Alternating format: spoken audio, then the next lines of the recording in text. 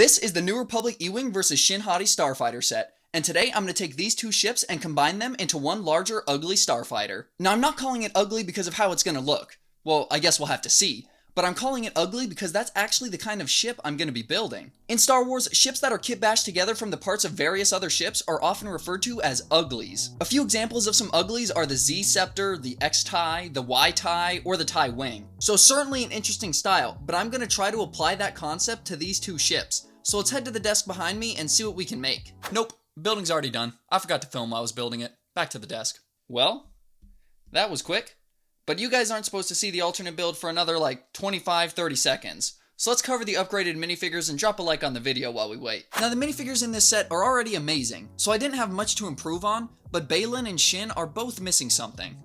With the simple addition of a hood and a cape, our mercenaries have a much cooler, darker, and more mysterious look. I like the hair pieces that the set came with, but it would have been great for LEGO to include these to swap out to. The other minifigures I didn't do anything with. Morgan Elsbeth is good enough, and I don't mind the leg brick, and the pilot and his astromech droid are already perfect. Now onto the ship.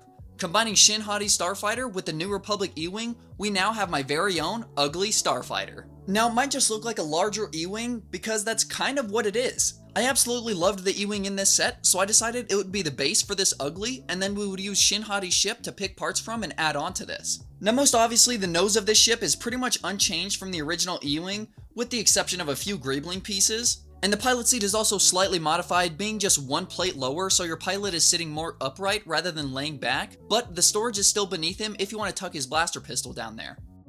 And just like our pilot, our astromech droid is also one plate lower, so he's tucked in a little bit more and not sticking out as much. And now, other than a few different pieces here or there, this is really where we're going to start moving into unfamiliar territory, with this end of the ship having a gunner seat. Inside, we've of course got one control panel at the front so the gunner can actually aim their cannons, with some brick-built armrests and headrests to keep them comfortable. And you can in fact put either of the mercenaries in the gunner seat with their hoods or their hair pieces and it won't leave a gap on the cockpit. Now the gunner seat windscreen I'm actually undecided on, because the set comes with this clear printed one, but it also comes with an opaque red one. And honestly, I think this opaque red one looks so much better. It complements and completes the color scheme of this backside so much more.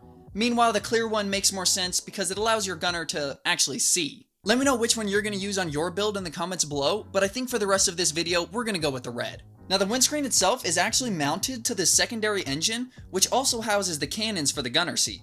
And pretty much this entire engine unit was ripped right from Shin Hati Starfighter, with a few modifications to attach a windscreen and then cannons on either side. And speaking of either side, let's move down them and check out these wildly customized wings. I tried to use as many parts as I could from both ships to give it a real kit-bashed and cobbled together look. We have a little bit of red mixed in with the white and blue, and then we have a little bit of white spilling out into this red and orange section that protects these main engines. We've got the two intakes on the front side with the thrusters poking out of the rear. Now on the tips of the wings, I did repurpose these forked mandibles from Shin Hati Starfighter into some small engine and weapon units. Each side has two cannons, with the largest one being between the two forks, then a smaller rapid-fire blaster concealed on the inside, with these very small tertiary maneuvering thrusters on the end. That means we've got one main engine attached to either wing, with this massive secondary engine right in the middle, plus these two smaller ones on the very ends, for a total of 5 thrusters on this one ship. And these units can hinge up or down to give you a little bit of customization, but I prefer to leave them at this angle, which is the second position from the bottom. Lastly, let's take a look at the underside of the ship so we can get a closer look at the landing gear. And they're all pretty much the exact same as the original E-Wing, with the exception of these back feet having a few more pieces on them to give it a little bit of greebling. But otherwise, you can deploy your landing gear just like original and set the ship down and it'll be just fine. But the ship is very back heavy, so be careful when you're putting in your gunner that you don't actually tip the ship on its end. Fortunately, there is a decent number of leftover pieces if you want to make some sort of backup landing gear for that rear end. I in fact tried to do something like that, but I can never really finalize the design. However, I'll throw it on the ship and show you guys how it would have worked. Right now, it's not really a strong design, that's why it's not in this final alternate build, but it would have just gone on this long base plate. Then when the ship gets set down, you would have an extra landing gear in the rear. But because that connection is just relying on 2 black Technic pins, anytime any pressure is applied, it instantly folds on itself. So I'm sure there's a better option mixed somewhere in these pieces, but I just couldn't figure it out. But that just about covers this entire ugly Starfighter. If you want to build one of these for yourself, I have PDF building instructions available on my Patreon page right now. And let me know if you want me to continue upgrading minifigures in these alternate builds, or even taking a look at custom minifigures in the comments below. It was a lot of fun customizing these clones in the Battle Pack video, and I'm really curious to dive more into the custom minifigure market, so if that's something you want to see, let me know in the comments. And I haven't quite come up with a name for this ugly Starfighter yet.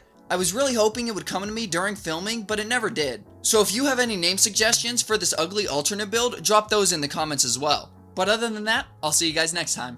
Peace, fellas.